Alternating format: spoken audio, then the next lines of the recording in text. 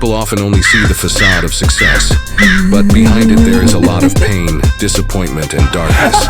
The shocking, unfiltered stories of rock stars not neatly packaged.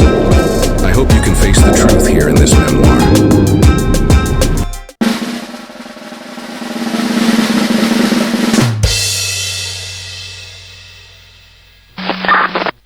A radio ad played, boastfully proclaiming, "The greatest album in history, surpassing even the Beatles." The provocative catchphrase made me frown. The date was approaching. After hastily turning off the radio, I brought an empty whiskey bottle to my lips, craving a swig. Realizing belatedly it was bone dry, I inhaled a line of cocaine laid out on the table with vacant eyes. The greatest album ever. I mumbled the ad's hollow promise. It would soon become known as a massive national fraud. Nothing was prepared. After countless recording sessions and experiments, all that remained was an unmanageable pile of mess. Suddenly, I couldn't breathe, as if my lungs were filling and inflating with something unknowable. I couldn't inhale. Like slowly drowning in water, I sank deeply into unconsciousness. In 1965, Capitol Records was unhappy with Brian's latest album. It was very different from the songs Brian had made before, and wasn't very popular. It reached number 2 on the UK charts, but domestic sales in the US mattered more than popularity across the Atlantic. Capitol Records saw the album as a risk, and when a greatest hits album they released without Brian's input went gold, Capitol firmly stood by their stance. They demanded that he keep making songs suitable for the beach and surfing. The Beach Boys. The immense popularity of their surf rock praising young people gathering on beaches, bikinis, and surfing with its rock and roll rhythms. But the group's leader, Brian Wilson, had never actually liked surfing even once and thought the trend for that music was already over. Moreover, only one thing was on his mind: the Beatles. Hearing their album Rubber Soul filled Brian with tremendous jealousy and competitiveness. And Pet Sounds, the album he poured all his strength into making to surpass Rubber Soul, only received a lukewarm public response. Brian, who was responsible for songs and production in the group, was engulfed in physical and mental fatigue. His only joy was that Pet Sounds had started to spread by word of mouth as a tremendous album among music insiders, and that the Beatles' Paul McCartney had lavishly it with praise. But even that was fleeting. The moment he listened to the Beatles' new album, Revolver, Brian was struck again by tremendous shock. He realized that with the approach he had worked with so far, he would never be able to catch up with the Beatles. Just then, Brian's single Good Vibrations for the next album topped the Billboard Hot 100 and UK charts. Expectations from Capitol Records towards Brian grew as well. The British invasion led by the Beatles was tremendous impact, and the only contender who could compete with the Beatles in America was the Beach Boys. The new album was first named Dumb Angel, then settled as Smile. Even before Smile came out, Capitol Records had predetermined everything from the album cover to the release date, already launching massive promotion. Brian was already mentally weak, having poured everything into the last album. He was too emotionally and mentally exhausted, without even a chance to sit and think or rest, having to pour himself entirely into work. Brian turned to massive amounts of marijuana, hashish, cocaine, LSD, and alcohol trying to spark inspiration. When he played the resulting songs for the members, they reacted with bewildered silence. Their rejection was strong towards the freakish music, so different from the surf rock style the Beach Boys had been popular with until then. And the pressure from Capitol Records, wishing them to continue with profitable surf rock, continued as well. The weary Brian began to be gripped by recurring panic attacks and become obsessed with delusions and paranoia. He started believing that Fire, a song to be included on Smile, could actually make buildings ignite. Brian's mental illness grew progressively worse. He kept using amphetamines, marijuana, and cocaine for musical inspiration. Depression deepened his suicidal urges. The many album sessions and mixes made for Smile piled up like mountains.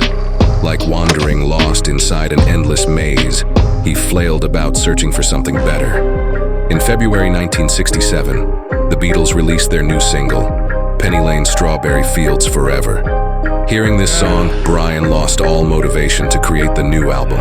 He said, "The Beatles got there first." In the end, despite struggling desperately for nearly a year to get a grip on his battered mind, in May 1967, Brian gave up completing the album. But rumors began spreading among fans. Unofficial recordings made during the Smile production had leaked, and fans who heard them believed that if Smile were only released, it would be the greatest album in history, surpassing the Beatles. Smile became an object of mystery, subject to endless speculation, remaining the most legendary unreleased album in pop music history. When a few intended Smile tracks trickled out on later albums, it fostered vain hopes among fans that Smile could somehow still be released one day. But meanwhile, Brian's mental state only deteriorated further. At one point, rumors spread that Brian had been sighted wandering Hollywood, covered in blood and unshaven. Brian began taking no part at all in the Beach Boys, abusing drugs and alcohol. Through irresponsible spending, he developed serious financial problems. When persuasion failed, his wife Marilyn threatened to commit him to a mental institution. Marilyn called in lawyers and accountants to remind Brian that if he did not resume songwriting production, he could face lawsuits from the label and lose his home. Finally, Brian volunteered for psychiatrist Eugene Landy's 24-hour intensive treatment program. His health gradually improved, but in late 1976, they had to terminate the contract when Landy raised his monthly fees to $20,000. When signing a new contract with the record company, Brian cried, no longer wanting to return to the recording studio. Working again, he suffered another mental breakdown, and obtaining cocaine and barbiturates secretly, he resumed taking drugs. One day, Brian disappeared from his family and hitchhiked in West Hollywood, playing piano in a gay bar and drinking. He got rides to Mexico, then San Diego. Days later, police found Brian lying under a tree in Balboa Park, shoeless, penniless, and without wallet. Recognizing his alcoholism, police admitted him to Alvarado Hospital. But after discharge, Brian immediately resumed album production with his bandmates. Due to Brian's chronic drug addiction, his marriage ultimately unraveled. After the divorce, Brian moved into a small house on Sunset Boulevard and sank deeper into severe alcoholism. Brian attacked his doctor during treatment and was admitted to Brotman Memorial Hospital for several months. After release, under 24-hour psychiatric nursing care in a Santa Monica house he rented, Brian re-entered Landy's program after being persuaded by family. Landy began treating him on condition of having complete control over every aspect of Brian's life, without interference. Landy demanded $430,000 a year. Landy soon expanded his role to become Brian's business partner and personal representative.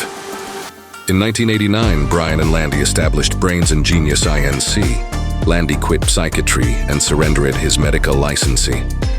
Landy became deeply involved in producing Brian's second solo album, but in 1991, following litigation by Brian's family, the business partnership with Landy ended, and a restraining order was issued against him by court.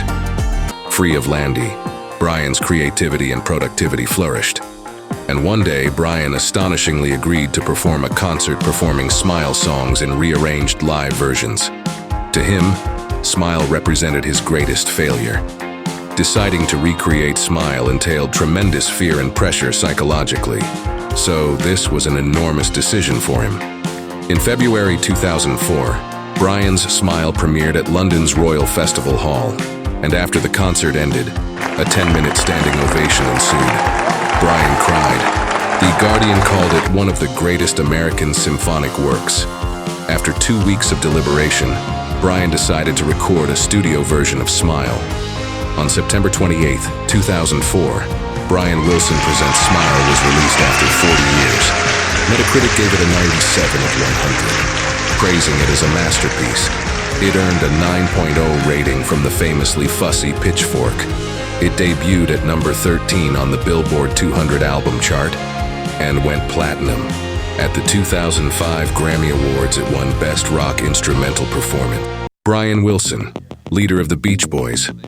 Through surf rock, the mass-marketed version of rock and roll, he gained great popularity.